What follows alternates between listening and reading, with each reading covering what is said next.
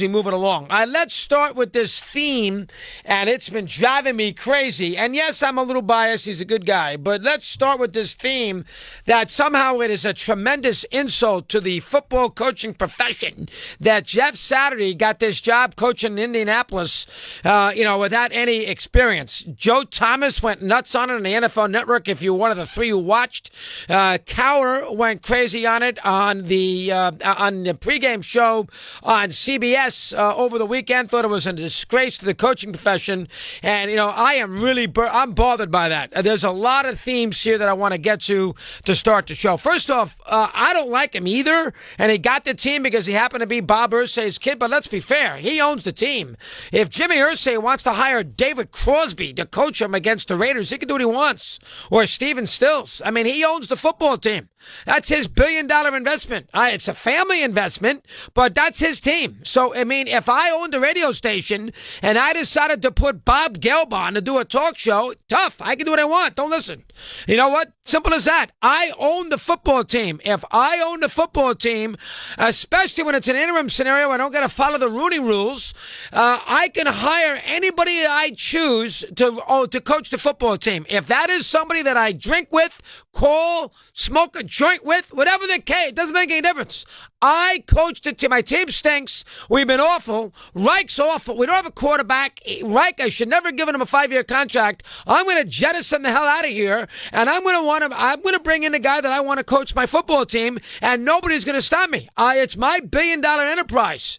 And if it's in the off season, I have to go through the proper routes. I'm all for it. But I don't have to do it right now. It's an interim scenario. I got nobody on this. John Fox is a relic, and Gus Bradley stinks. All right, he coached Jacksonville as a disaster. He's freaking up. Bill Ordsberger coaching the defense. He stinks. I got nobody on this staff that I want coaching the team. So if I want to bring Saturday in, that is my right to do it. You go on your team, you can do what you want. That is my job. That is number one. So the idea that Cowher, Joe Thomas, thought it was this wonderful insult. You go on a billion-dollar franchise, you can do what you want to. That is his team. That's number one. Number two, the idea that this is as Cowher went on and on, like these football coaches are nuclear physicists and are curing cancer and the problems of world hunger. Take it easy, all right? They're a football coach. Let's take it. I mean, I nobody loves coaches more than me. I mean, who loves Popovich and who loves Lombardi? Who loves Riley more than me? Nobody.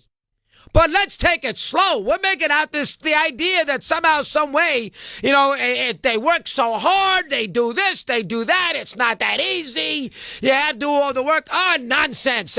Sometimes football coaches want to tell you how complicated it is to give you an idea how smart they are. Take it easy. Sometimes it's just about getting 45 guys to go out there and play their asses off.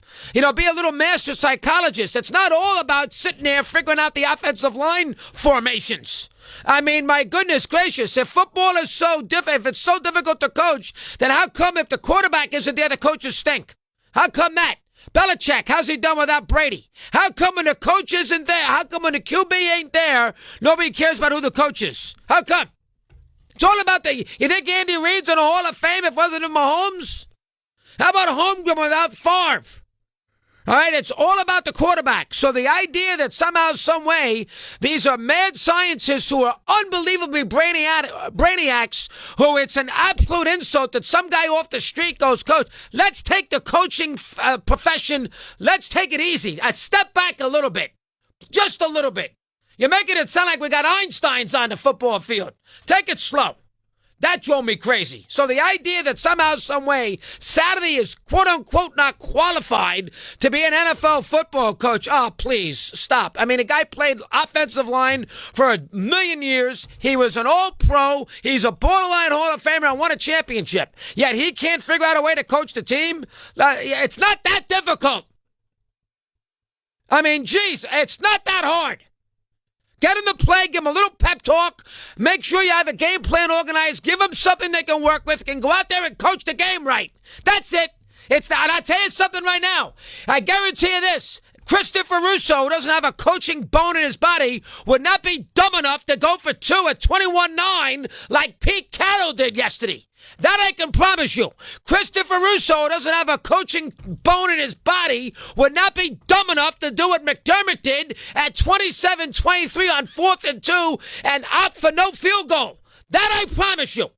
That I promise you. For all your brainiacs out there, Cowher, that includes you, gee whiz, take it slow.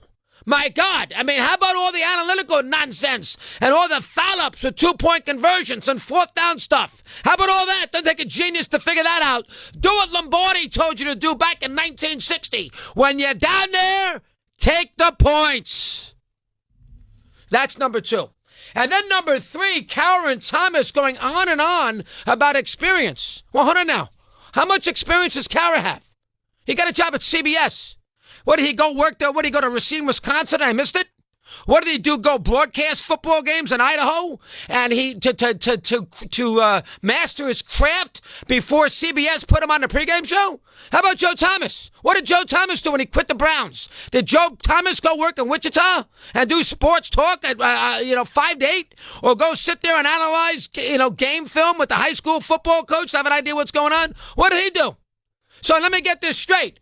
Radio stations and TV stations and networks, they can hire people who have no experience whatsoever. When they got a bunch of people working their rear ends off and he's absolutely making nothing, and they can't get their foot in the door, yet Cowher wins a Super Bowl, does nothing after that, decides he wants to be a broadcaster. No experience whatsoever. He's very average. No experience whatsoever. And so CBS hires him without any experience. So CBS can do that, but Jim Irsay, who owns a billion-dollar franchise, can't. Really now? This is what we're going to do. So it's okay for Joe Thomas, who never went to broadcasting school, all right, who didn't do 3WE sports talk in Cleveland. It's okay for him to walk into the NFL Network, sit there and get a job. They put him on TV and out he babbles. He can do it without any experience whatsoever. But God forbid Jeff Saturday gets the job of coaching the Colts. Really? So it's okay to get no experience to get in your seat in broadcasting, but it's not okay to be a head coach, which you guys somehow think you got to be Einstein to do. Yeah, calm down. Calm down. Get off your high horse, the both of you. And number four, how did Saturday do in the game? Anybody see? I watched. I should have bet it, but the fat guy in Rapid got me all wrapped up with the Bears, and I lost. I was in a bad mood. But how did the Indianapolis... How'd they do Sunday in Vegas? They were crisp. They were ready to play. They committed 4 measly penalties. They had a good drive in the fourth quarter. He played the right quarterback. He used his time management properly. He did not waste any timeouts. He didn't fart around with that stupid data, that analytical nonsense with the 23-year-old kid in a sprint bike with the freaking, John Carroll sweatshirt on. He went out there and he coached against Josh McDaniels, who learned at the feet of Belichick. Belichick, one of the all-time greats, there forever with Brady. He outcoached he outcoached him. The Raiders were awful. And the Colts were crisp, raring to go, no penalties, fired up, happy to win for him. He hit the right notes in the 6 days. But somehow, someway, the great Bill Cowher, who got his job without working in Milwaukee. The great Bill Cowher is annoyed that Jeff Saturday got a head coaching job. It's an insult to the profession. Pipe down, all right? Pipe down. You know it's an insult to the profession? That you're walking in a CBS set and you never worked a day in your life anywhere else in broadcasting. Never a day. Never a day. Give Saturday credit. I thought it was I thought it was something different. What, we're going to put John Fox in? Haven't we seen enough of John Fox over the years? The same John Fox who drafted freaking Trubisky and traded up to get him? We're going to put him in there. You want to go look at Gus Bradley's resume as a head coach? Colin Russo's better than Gus Bradley. We're going to go look at him? I mean, calm down. Oh, that drove me freaking crazy all weekend long. I got to listen to Joe Thomas. Joe Thomas, hey, he's a hell of a football player. 100% doesn't make a great broadcaster. Gets these jobs with no experience, yet somehow Jeff Saturday can't go. Played 13 years in the NFL. Won a championship. More than I can say for Thomas's Browns. Won a title. Good for Saturday. Good for Ursay. I don't even like Ursay. Good for him. Something different. A little life. Something unique. Took a chance.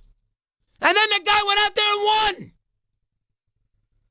Against Belichick's guy. Don't sit there and tell me I had nothing to do with it. Nonsense. You give the coaches all the grief when they don't win, so now he doesn't get any credit when they do win? That don't work that way either. Doesn't work that way. Somebody show me Joe Thomas's resume in broadcasting. Somebody show me Cowher's resume, and Cowher's not that good either. Show me his resume. Show me his resume. Cowher's the same guy who in the Baltimore-San Francisco Super Bowl, when they had the blackout, wanted to cancel the game in New Orleans. It's not fair. Cancel. What? What are you, nuts? Cancel. You got 85,000 people in the building. What do you want to do, play it in March? I mean, come on, please. Now, come on. But Jeff Saturday, in over his head. Let me tell you something right now. He coached his ass off. He destroyed McDaniels. Destroyed him. 16 after the hour. We'll continue on, man.